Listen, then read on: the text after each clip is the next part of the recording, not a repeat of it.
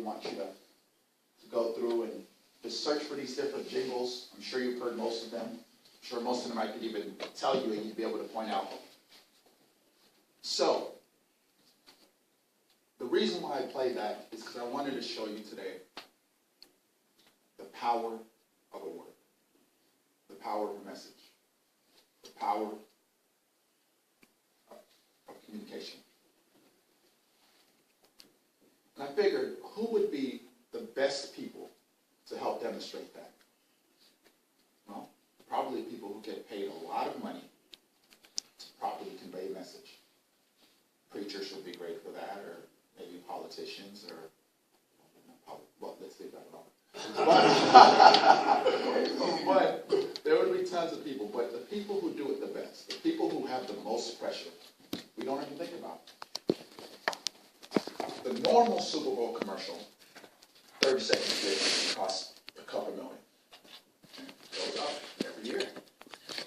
Well, if you only have 30 seconds to say something, and you're paying that much money to say it, you probably shouldn't,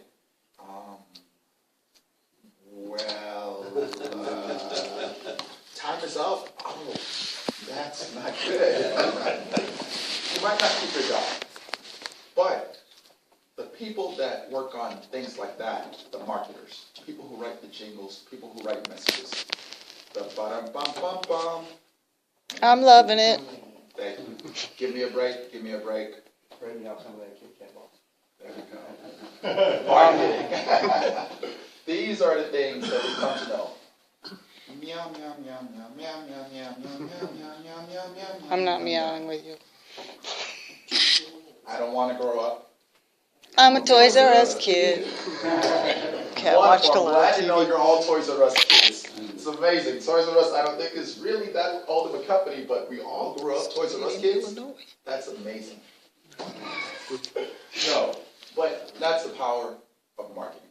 A properly placed message, getting people to understand what you want them to say. Buy the world a Coke. Anyone know that song? Yep. It was recently put in another commercial. I didn't know it was an old song, so I started doing research. Turns out they just remade the song. Originally, they made it in the 60s. They put them on a hill in Italy. And we told everyone we got all these people together. I don't know if it was really Italy, but it says we put all these people together, and it was just so wonderful what we were able to come about. Well, this song actually has a remake. And anyone know what movie that remake shows up in? Sound of Music. So, Sound of Music. Buy the World of Coke. If you look up the tune and the melody of Buy the World of Coke, it'll look oddly familiar to one of the Sound of Music songs you really know. Well, what I want to talk about is something that's very dear to my heart and very dear to my wallet. NWA. Anyone? Someone right here? No one? Well, he worked in the beginning of the century for a company that was able, through his working campaign, not only able to change his company, their market share, I'm sure his wallet, but definitely able to change the country. Anyone know how long a diamond lasts? Forever. It's crazy. Until it gets lost. A diamond is forever. Oh, but it keeps coming. De Beers. If you type in www.adiamondisforever.com, it reroutes you to De Beers. De Beers Diamond Group was the original diamond mining and control group. They controlled, and probably do control, a large share still of the diamond share. In fact, they were pretty much monopolizing it. But at the turn of the century, in the 20th century, 1900s, a diamond was considered what it really is, worthless.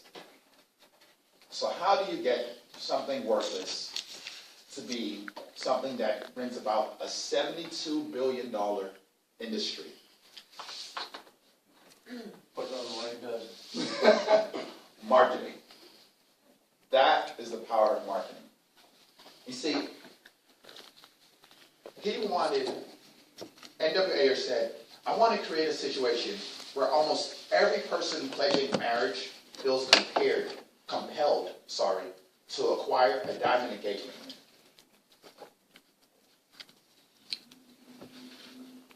He said, diamonds are the ultimate gift of love.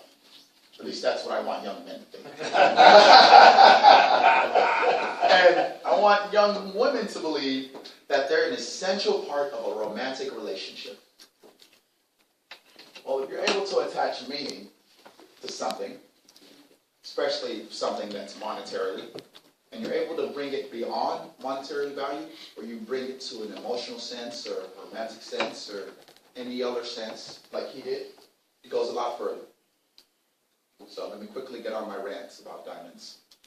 I'm going to be getting engaged soon, and I'll definitely be buying a diamond, so let's get this that. But I did also want to point out that although diamonds are worthless, it was through his marketing that they were able to help people understand the value of diamonds.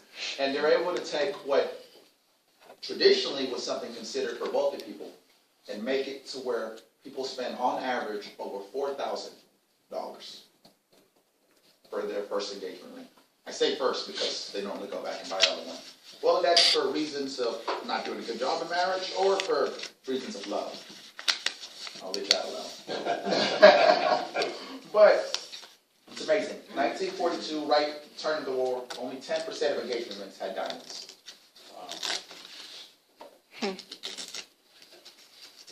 Okay. Basically, I wanted to show you what N.W. Ayer did, what Skinner did, and other psychologists, that the power of a message can go far beyond the intrinsic items within that message, the power of marketing. So be careful how you say your words, but also remember, you can do anything with just the right placement of words. Mr. Toastmaster. Wow, that Victor's really something, isn't he? Oh, yeah, he's